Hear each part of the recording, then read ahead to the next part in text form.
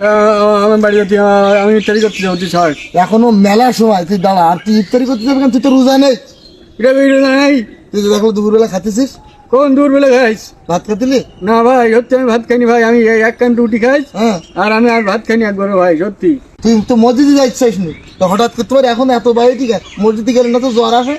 ওই ভাই, আমার এই রোজার মাসে আমি নিয়ত করিস ভাই, কি? আমি আর কোনো না যাই পারলেও হ্যাঁ। আমি এই মাগরিবের সময় আমি যাবোই যাবো। ও ইফতারি করবা তাই? করাচ্ছি ইফতার তোমার। শোন, আমি যাই ভাই।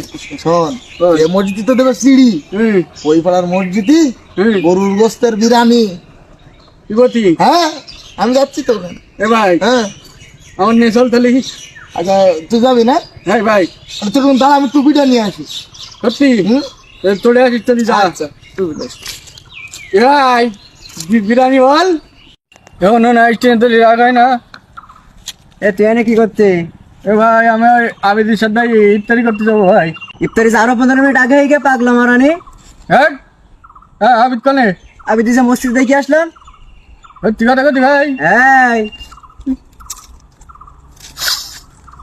তোর আজকে হচ্ছে আমি পাই রাস্তা রুকি তোর যা করবো আমি আবিদ।